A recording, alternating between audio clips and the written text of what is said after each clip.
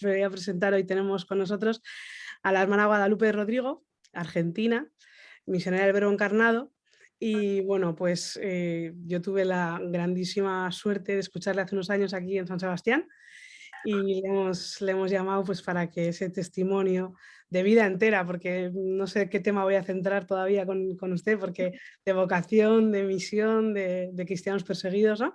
Bueno, pues gracias, hermana, por estar con nosotros. Y nada, pues María. empezamos. Que yo creo que lo primero para que le conozcamos más, que pues es argentina, sabemos eso, pero un poco su vida y su vocación, ¿no? ¿Cómo llega a ser hermana del Verbo Encarnado y misionera?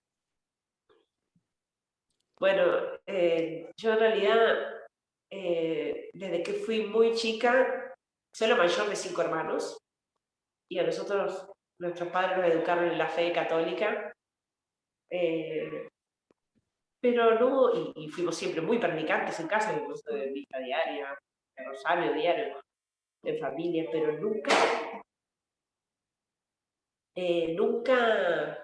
nunca había pensado en la posibilidad de ser religiosa. Realmente era algo que no sé, no estaba en la posibilidad de los planes, digamos. Es cierto que no tenía referentes de otras religiosas que conociera y que dijera, bueno, yo quisiera ser así, ¿no? Entonces me parecía que, bueno, yo me iba a casar con un buen muchacho, iba a tener muchos hijos, pero no, nada más se terminaba ahí. Y de hecho, ese plan, y me parecía que era el que tenía que ser, la verdad me quedaba chico, en el sentido que me parecía poco realmente, me parecía muy poco. Pero bueno, pensé que eso iba a ser todo siempre, bueno, será así, hasta que hice ejercicios espirituales ignacianos. Y en esos ejercicios eh, el Señor me mostró clarísimamente que el camino era la vida consagrada. Esos ejercicios me marcaron, 18 años tenía yo, me decidieron completamente y salí con la idea de entrar en alguna congregación, busqué las que conocía. Cuando conocí el Verbo Encarnado, me cautivó realmente, me cautivó por un lado la sencillez con la que vivía, la pobreza, y por otro lado, digamos, a la par, esa alegría que veía en todas las hermanas, y yo decía, yo quiero eso, eso es lo que yo quiero vivir. Entonces entré a la familia religiosa del Verbo Encarnado, teniendo 18, y bueno, hice la formación, y con 23 años me destinan a la primera misión en Medio Oriente. O sea, el carisma del Verbo Encarnado de la familia es la misión, ¿no? O sea, usted ya cuando ve que el Señor le llama a ese carisma, a esa congregación, ya entiende que es misionera, o no. Sí, en realidad yo cuando entré a la congregación no tenía mucha idea de qué se trataba, qué es lo que iba a hacer, que no tenía idea de lo que significaba ser monja. Yo solamente sabía que tenía que ser monja, que tenía que entregarme al Señor completamente. Y después, ¿qué es lo que se venía? No tenía idea. El carisma de la familia religiosa del Verbo Encarnado es la evangelización de la cultura. Y por lo tanto, la misión, ¿no? Y la misión a oyentes tiene un papel más que principal, ¿no? Entonces, ya cuando yo entré, que llevaba pocos años dada la congregación, ya teníamos misiones en distintos países y en lugares muy lejanos, entre ellos el Medio Oriente. Y entonces a usted, le destinan directamente con 23, ¿a dónde le destinan y cuánto tiempo está? Me destinaron a Belén, a la comunidad de hermanas que teníamos ahí, nada menos que en Belén, Tierra Santa. Ahí aprendí el árabe, o sea, estudié el árabe, no puedo decir que lo aprendí. Estudié 2 años intensivos de árabe. Me gustó muchísimo la lengua árabe y me dediqué con muchísimo entusiasmo eh, a estudiarla. Y después de 2 años me destinaron a Egipto. Era la primera misión que nosotros abríamos ahí como congregación, en Alejandría de Egipto, y me tocó ir ahí como superiora de la comunidad, estaba conformada por 6 hermanas, a Egipto. Ahí estuve 12 años en una misión que explicó muchísimo, muchísimo en obras, pero sobre todo en vocaciones. muchas vocaciones autóctonas y bueno, y el testimonio de la fe de esta gente que yo ya había palpado en Tierra Santa, pero que es muy notorio en Egipto, mucho más, porque en Egipto se da mucha más persecución. Y han tenido y siguen teniendo mártires. Y entonces esos testimonios vivos de fe me marcaron muchísimo en Egipto. ¿Y en qué consiste la misión, por ejemplo, en Egipto? Ustedes están allí y ¿en qué consiste cómo viven esa misión en concreto, me refiero, en su día a día? En Egipto, y al igual que en los demás lugares de Medio Oriente, tenemos atención pastoral de parroquias, pero también el apostolado en obras de misericordia, que allá en Medio Oriente son un arma importantísima de apostolado, porque no se puede predicar abiertamente a Jesucristo, pero sí se puede hacer caridad. Y cuando uno hace caridad y vive la misericordia, predica a Jesucristo sin hablar. Entonces es muy propio de aquellos lugares poder hacer este tipo de obras que manifiesten el amor de Jesucristo. Entonces, hogares de niños, hogares de discapacitados, de ancianos, de adolescentes, de todo tipo, digamos, todas las necesidades que pudiéramos llegar a asistir, se transformaban en un nuevo hogar. Y así en los demás lugares, en la medida que las circunstancias nos han permitido. Entonces, usted está allí en Egipto 12 años y ya ve un poco los cristianos perseguidos, ¿no? Pero luego de ahí ya va a Siria, ¿verdad? Bueno, sí, 12 años estuve en Egipto, pero que viajé mucho, porque me tocó ser superiora regional, provincial, durante 9 años. De esos 12, 9 me tocó el cargo de superior. Entonces, tenía a cargo todas las comunidades, no solamente las de Egipto, que eran muchas, sino las de los demás países del Medio Oriente en donde estábamos. Entonces tenía que viajar mucho, estábamos en 7 países en aquel momento.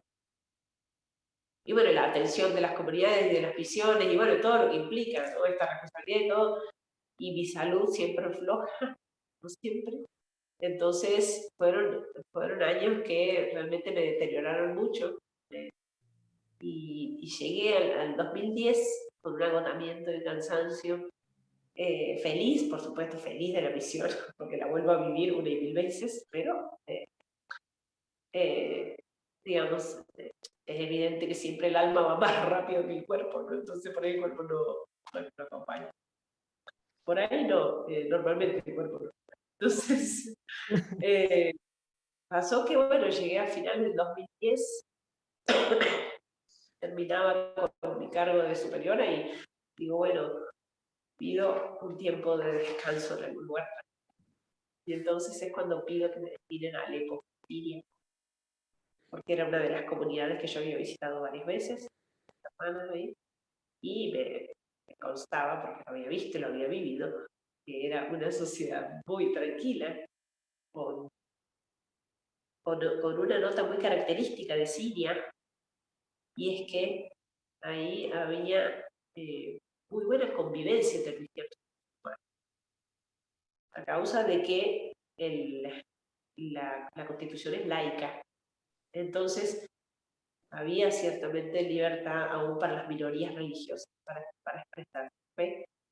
Entonces, esto le daba un ambiente totalmente distinto al país, a la ciudad de Alepo sobre todo. Entonces, yo decía, es el lugar ideal para descansar y para recuperarme.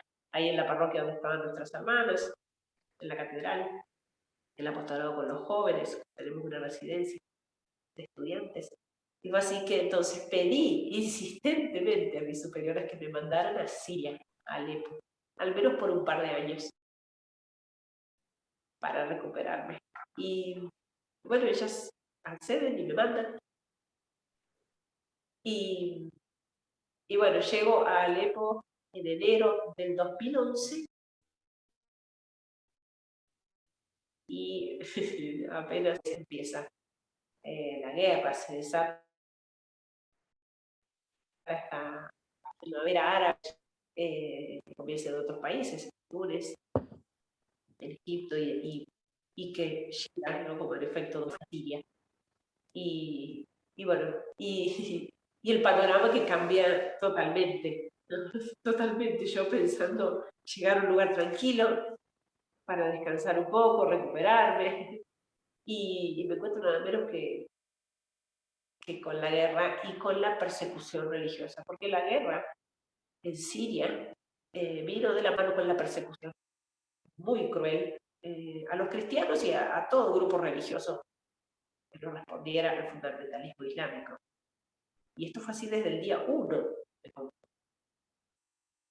Los cristianos masacrados, torturados, secuestrados y asesinados de formas tremendas, crucificados o enterrados vivos o decapitados. Una experiencia que de ningún modo esperaba vivir, porque de hecho yo sabía que teníamos situaciones así, por ejemplo, en Irak, teníamos nuestras hermanas en Irak, la situación estaba complicada ahí, aunque no tanto como lo estuve en Siria. Yo no podría estar así, no podría estar. Sin embargo, bueno, me tocó estar ahí y ver la llegada de la guerra y darme cuenta de que Dios me estaba pidiendo otra cosa distinta de la que yo me había imaginado que tenía que hacer. Y fue siempre así, se ha repetido siempre la historia así, ¿no? Porque cada vez que he pensado que no, lo que tengo que hacer es esto, Dios después ha desbaratado los planes y me doy cuenta que en realidad no entendemos nada, nosotros no entendemos nada de nada. Porque de hecho estuve ahí 4 años en la guerra en Siria y fue una misión impresionante, un privilegio como misioneros poder estar ahí, servir una iglesia mártir. Yo estaba feliz, a pesar de la dificultad, el sufrimiento. O sea, nunca en mi vida viví situaciones tan tremendas, tan trágicas, tan difíciles, tan dolorosas, tan peligrosas, y sin embargo estaba feliz de seguir ahí. Y sin embargo, bueno, me piden volver. A fines del 2014, mis superiores me piden que regrese de la misión a Argentina porque mi familia me necesitaba. Había varios casos en mi casa de enfermos que se dieron todos a la vez. Yo no entendía por qué, no entendía qué estaba pasando, por qué me tenía que volver, justo ahora me tenía que volver a la misión. No, yo tengo que estar acá. Bueno, vuelvo a Argentina sin entender nada, acompaño a mi familia, que por supuesto me necesitaban y lo hacía con gusto, pero no terminaba de entender. Y es cuando llego a Argentina, desde que llego, empiezan los pedidos de dar testimonio. Y se multiplican de una manera impresionante. Incluso en los medios de comunicación, y después viajar a estos países, y ya desde el comienzo, 2015 estoy hablando, se empiezan a juntar los laicos que conforman hoy el movimiento de los nazarenos, el movimiento laical, que hoy cuenta incluso con laicos consagrados nazarenos y laicas consagradas nazarenas. Se dedican a esta causa toda su vida, haciendo votos de pobreza, castidad y obediencia y esclavitud mariana, voto, pero como laicos, la consagración laical, y que empieza ahí, en 2015, se empiezan a juntar los primeros, a acompañarme en los testimonios, gente que se quería involucrar más, que no le alcanzaba con rezar en su casa por los cristianos perseguidos, o discutir, o participar de Facebook y compartir noticias, sino que querían hacer más. Y bueno, recién después entiendo el porqué de tenía que volver de Siria, y era para justamente que junto al movimiento de los nazarenos nos hiciéramos portadores de las gracias de los mártires. Es lo que decimos como nazarenos, ¿no? Que tenemos que ser portadores de las gracias de los mártires y hacer llegar este testimonio a todo el mundo, ¿no? Eso que habíamos vivido en Siria había que desparramar. Y por eso, bueno, es la misión que me ocupa hasta el día de hoy, y a la que, bueno, a la que le doy el alma entera. Es una misión que además me ha significado muchos cambios, porque alentada por mis superiores también cambié el color del hábito. Nosotros el Verbo Encarnado nos vestimos de azul, escapulario y velo azul. Y bueno, mis superiores me alentaron a tener algún signo, a hacer un cambio en el hábito, un signo de mi nueva misión, ¿no? Entonces por eso cambié el rojo en honor a la sangre de los mártires, ¿no? Como apoyo manifiesto al movimiento nazareno que estoy acompañando. Hermana, y volviendo a lo que usted está testimoniando, ¿no? A esos cristianos perseguidos, o sea, tengo varias preguntas. Primero, ¿cómo puede ser que en una sociedad como la que usted describe en Siria pasen a matarse a esa guerra, ¿no? O sea, si era una sociedad en la que parecía que había pues, ese respeto y esa convivencia, pues que las imágenes de Siria que llegan son tan tremendas, cómo llegan a ese odio, ¿no? Y luego los frutos de esa persecución, ¿no? Porque yo le he escuchado a usted cómo cambia la vida de fe y cómo cambia pues, todos esos testimonios que usted cuenta, ¿no? De personas que vivían de una manera la fe y con la persecución pues, se han encontrado con Cristo, ¿no? Sí, en realidad el que ha vivido antes de la guerra en Siria puede testimoniar que no era un ambiente en el que uno dijera, una sociedad en el que dijera, aquí se viene una guerra civil, ¿no? Es la mayor muestra de que todo esto fue una gran mentira, fue una guerra orquestada desde afuera, que simplemente se etiquetó como guerra civil, porque evidentemente tenían que tener una excusa, ¿no? Pensemos que son los poderosos del mundo, los que apoyaron abiertamente a los grupos fundamentalistas islámicos, entre ellos el ISIS, para llevar adelante esta guerra que en realidad se trató no de una guerra civil, sino de una invasión, un atropello a la legítima soberanía de un país. Entonces, por supuesto que no era un pueblo levantado contra el gobierno, como decían. Eso fue toda una mentira desde el comienzo. Fueron grupos extranjeros, evidentemente, que alimentaron focos de oposición en el país, por supuesto, pero que eran mínimos. Eran grupos armados fundamentalistas islámicos que buscaban derrocar al gobierno y, por supuesto, imponer el Estado Islámico, ¿no? Por eso todo lo que se manejó en la prensa, evidentemente todo el mismo negocio, todo el mismo, ¿no? Todo un paquete completo, ¿no? Se inventó esta guerra artificialmente y se le puso una etiqueta para ganar el apoyo, por supuesto, de la opinión pública. Y por eso ha sido realmente un gran dolor para nuestra gente en Siria, junto al dolor de la guerra, el dolor de la indiferencia y del abandono de Occidente. O sea, fue la complicidad de Occidente. Nosotros no estamos hablando de quienes ignoraban esto, ¿no? La mayoría de la gente lo ignoraba, pero quienes realmente lo sabían y lo planificaron así. Y por eso Occidente, en definitiva, le dio la espalda al pueblo sirio, apoyando a los rebeldes, según la prensa, que terminaban siendo los fundamentalistas islámicos. Esta tremenda injusticia que sucedió en Siria, un mal tan grande, un daño tan enorme, sin embargo, termina Dios de eso sacando un bien, como hace Él se las arregla para sacar bienes de los males. Dios respeta la libertad del hombre y aun cuando el hombre elige hacer el mal, pero Dios se las arregla para sacar bienes de los males, y de esto eran muy conscientes nuestros cristianos allá. Uno de ellos me dijo una vez, nosotros como cristianos en Siria estábamos necesitando esta purificación de nuestra fe. Es decir, él entendía todo esto que estaba pasando, lo leía como una purificación para su fe. Sí, uno humanamente hablando puede decir, es una tremenda injusticia, una gran mentira, es un atropello, es una barbaridad tremenda,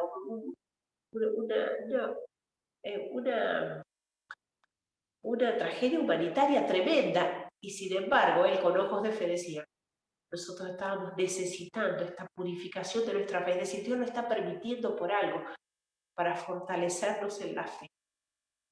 Y de hecho, esa guerra injusta, esa persecución, sacó mártires, floreció en mártires.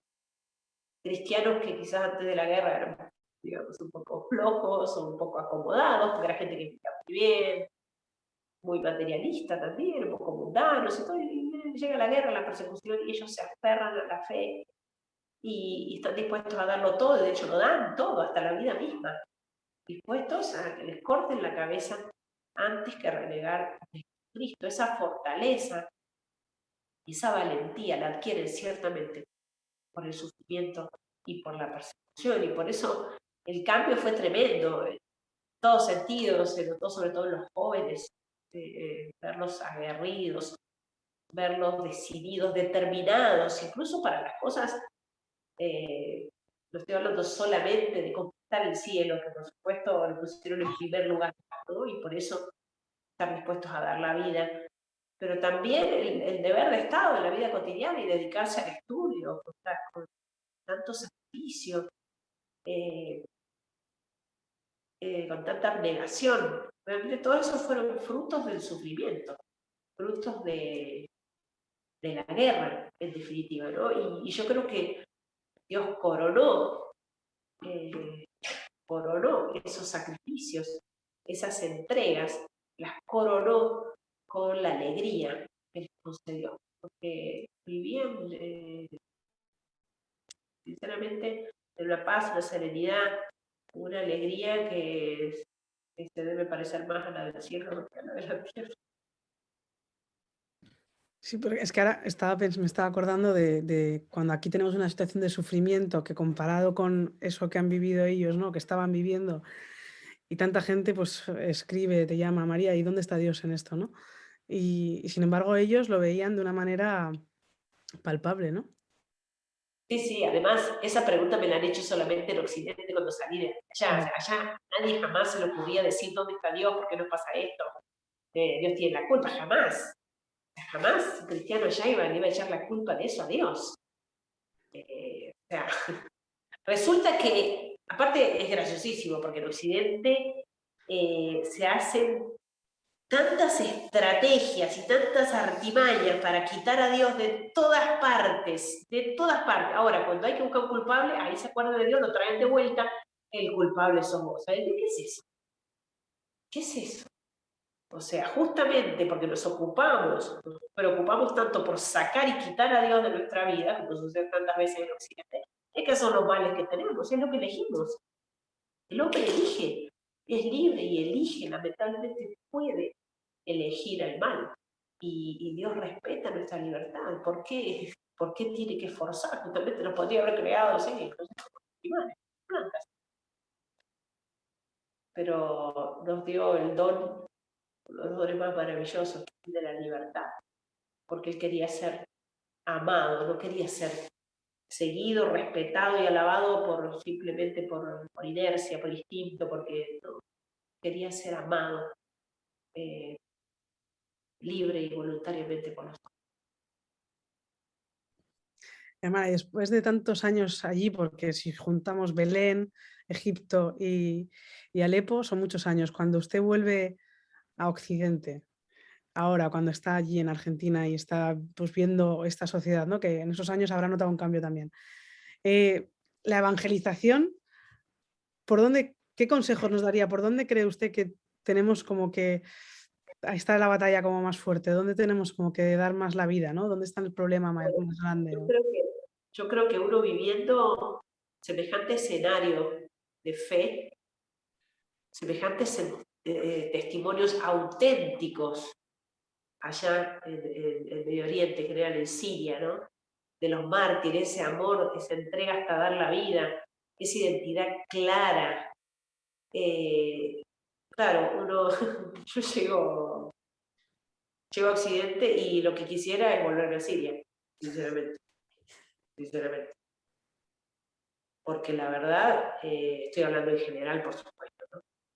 Pero es vergonzoso como en tantos ambientes de fe, ambientes católicos, no estoy hablando de paganos, no estoy hablando de musulmanes, no estoy hablando de gente que no tiene idea, estoy hablando de católicos apostólicos romanos, o que se dice católico apostólico romano, y que apoyan el aborto, no solamente lo apoyan, que abortan, que apoyan la ideología de género, que apoyan cualquier cosa, o sea, cualquier cosa, lo que venga, resulta que es lo que venga. O sea, ser católico significa que todo está bien. Es una locura lo que estamos viviendo, es una absoluta locura. Y no nos damos cuenta de que en realidad nos están imponiendo, de lo que esto hablaba Benedicto XVI, la dictadura del relativismo.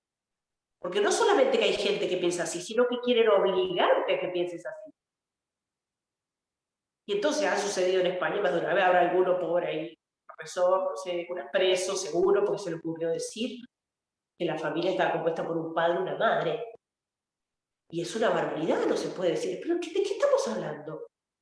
O sea, a mí no me extraña que esto pase, ¿no? No me extraña que las leyes ataquen a la fe católica. No me extraña para nada. No me extraña que el mundo malo, que está regido por Satanás, ataque a la fe católica y a Jesucristo y a la moral católica.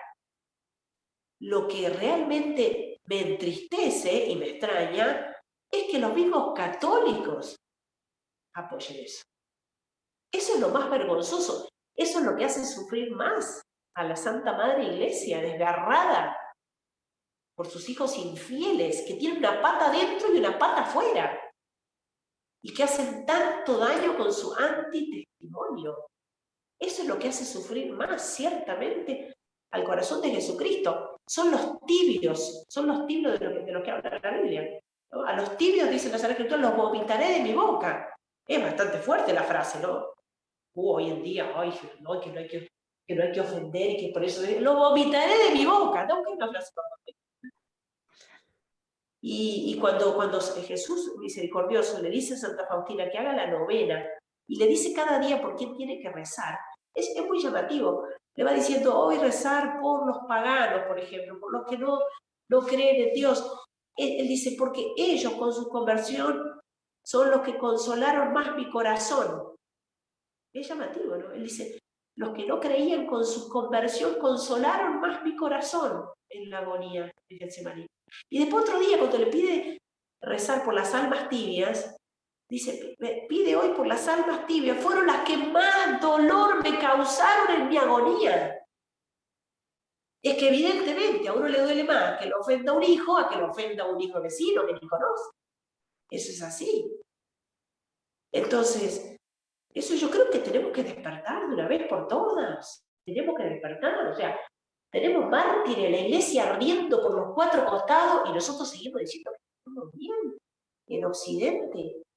Cuando vemos que la iglesia es atacada, la vida, la familia, es realmente, yo creo que los mártires nos sacuden, los mártires nos hacen replantearnos la evangelización, porque aparte la evangelización es anuncio.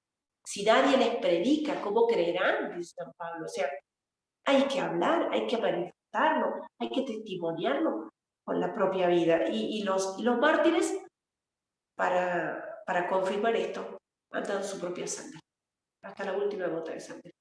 Yo creo que en Occidente todavía no se nos pide eso, pero sí se nos pide la entrega. Esta entrega de no tener miedo de definirlo. Bueno, a ver, nadie se lo obliga, ¿no? Soy católico completito. El católico, ¿en qué se basa la fe católica? En el credo, en el evangelio, en la Sagrada Escritura, en el magisterio. No recorto lo que a mí me gusta y elijo esto sí, esto no. Entonces, si soy católico, abrazo la fe y la moral católica. Si no, me paso a otro bando, otra religión, me invento una religión propia. Puedo hacer lo que quiera, somos libres. Pero no embarrar la Iglesia Católica y ensuciarla como se le ensucia. Porque esto ciertamente es lo que más ofende al corazón de Jesús, es lo que ciertamente hace avergonzar más a nuestros pueblos. Vale, y le había prometido media hora, así que le voy a dejar ya solamente para terminar un poco. Por eso, pobre. No, solo para concluir, porque, o sea, me encanta que nos despierte, porque es verdad que estamos adormilados, ¿no? Eh, para este Adviento, un consejo, un algo, ¿cómo vivir este Adviento para despertar un poquito y acoger al Señor mejor? El Adviento es el tiempo de preparación para la Navidad. Y la Navidad no es el arbolito, ni la Navidad es pan dulce, no sé cómo se llama ustedes allá, ni la comida, ni la ropa nueva, ni los regalos, ni la fiesta familiar. puede haber todo eso, bienvenido sea. Son adornos que ciertamente son necesarios en nuestras fiestas para manifestar la fiesta, pero son adornos externos que son signo de algo interior. Es el nacimiento de nuestro Señor. Y de hecho, en Siria, en las Navidades que yo pasé en la guerra, no había ninguna de estas cosas que te nombré, ninguna de ellas. Y sin embargo, como ellos decían, la Navidad más feliz de mi vida, me dijeron en algún momento, sin haber tenido ni siquiera electricidad, ni nada para comer, ni fiesta familiar, ni regalos, ni... Entonces, la mejor preparación para el Adviento no es salir a hacer compras, sino la mejor preparación es preparar el corazón. Y la manera de preparar el corazón para recibir a Jesús recién nacido en Navidad, la mejor manera de preparar el corazón es disponernos a abandonar definitivamente la vida de pecado. Porque yo puedo decir muchas palabras lindas y decirle feliz Navidad, incluso ¿no? estar contenta que Jesús nació, pero si yo vivo en pecado mortal, por más que deje la Navidad, estoy sirviendo a Satanás. Y Satanás reina en mi alma. Entonces, que realmente sea un llamado a despertar y a decir, basta de transar con el mundo, basta de transar con el demonio, quiero que mi alma pertenezca solamente a Jesús. Y la manera de vivir a Jesucristo es a través de la vida de la gracia. Entonces, replantearnos la confesión frecuente, la comunión, la Eucaristía, por supuesto, todos los domingos, y si podemos más. Una vida intensa de gracia es lo que nos va a permitir estar unidos a Jesucristo y realmente vivir esta Navidad como un nacimiento del Redentor en nuestro corazón. Es lo que les deseo a todos. Genial, pues con eso yo creo que lo dejamos y nada, pues agradecerle Bueno, muchísimo de verdad el esfuerzo y por estar con nosotros, de verdad. Muchas gracias, hermana. bueno, gracias María, gracias a vos por esta invitación, perdón por la voz, Ánimo y feliz pero Adviento. encontrarme con vos. Gracias. Buenas noches. Gracias. Adiós, adiós.